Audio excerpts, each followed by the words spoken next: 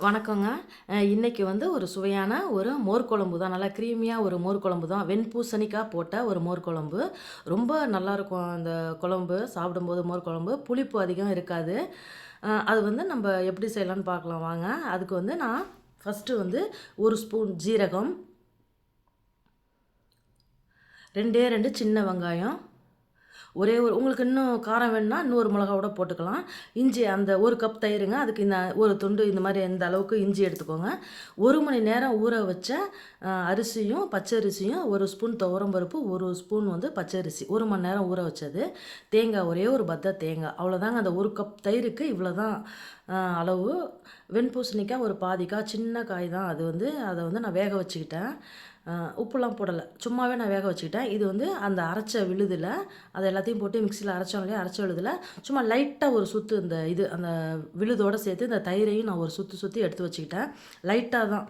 திப்பி திப்பியா கட்டி இல்லாம. அது தாளிப்பு குடுக்கலாமா? அத வந்து ஒரு ஒரு குண்டான்ல கரைச்சு வச்சுக்கணும் அத நம்ப. தேவையான அளவு தண்ணி ஊத்தி கரைச்சு வச்சுக்கணும். அந்த அரைச்ச தயிரையும், அந்த இதையும். கடுகு, சீரகம், காஞ்ச மொளகா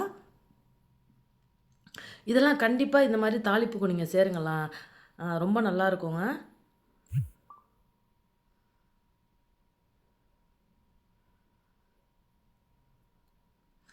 வெங்காயமும் தாளிப்புக்கு போடுங்க. ரொம்ப நல்லாருக்கும்.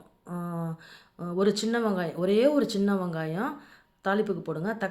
தக்காளிய வதங்க விடாம, ஒரு ஹீட் ஏறுனா போதும். ஒரு 2 திருப்பு திருப்பி அது வந்து லைட்டா அதுலேருந்து ஒரு புளிப்பு டேஸ்ட்டுக்காண்டி நல்லா சூப்பரா இருக்குங்க. தயிர் கூட ஒரே ஒரு தக்காளி வதக்காம, அது வந்து மசியக்கூடாது அந்த தக்காளி. அப்படியே தக்காளி அப்படியே இருக்கணும். பச்சை வாசனை போய். பெருங்காயத்தூள், கருவேப்பில, தாளிப்பு அவ்வளோதாங்க தாளிப்புக்கு. அந்த காஞ்ச மொளகாவுக்கு பதிலு நீங்க மோர் மொளகா போட்டீங்கன்னா, அந்த மோர் மொளகாவ எடுத்து சாப்பிட்லாம். சூப்பரா இருக்கும்.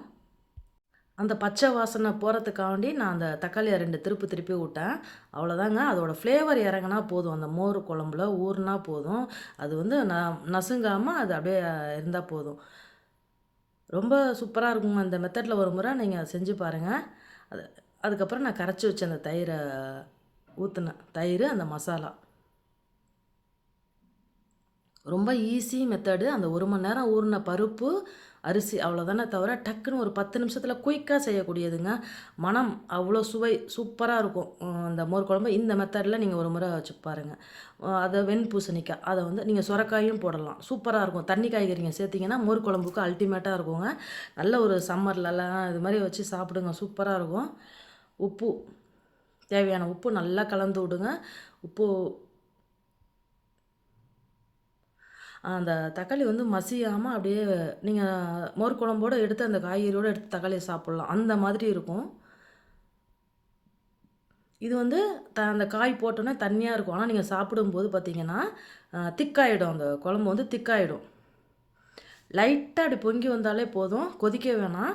லைட்டா எனக்கு பாருங்க, இந்த இந்த ஸ்டேஜ்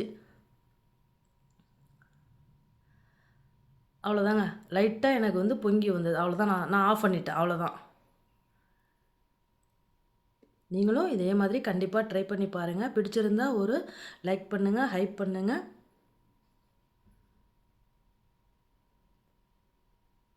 ரொம்ப நல்லாயிருக்கும். இந்த மாதிரி மெத்தட்ல நீங்க கண்டிப்பா செஞ்சு பாருங்க. கடைசியா கொஞ்சோண்டு கொத்தமல்லி தழை தூவிக்கலாம். அவ்வளோதாங்க மோர் குழம்பு. மோர் குழம்பு ரெடி. நல்லா ஒரு கருணக்கிழங்கு வறுவலோட அ இந்த இந்த மோர் குழம்புக்கு ரொம்ப நல்லாயிருக்கும். உருளைக்கிழங்கு வறுவல், கருணக்கிழங்கு வறுவல். ரொம்ப ஈஸி மெத்தட். அவ்வளோதாங்க. நீங்களும் கண்டிப்பா ட்ரை பண்ணுங்க. மீண்டும் அடுத்த வீடியோவில் சந்திப்போம். பாய்.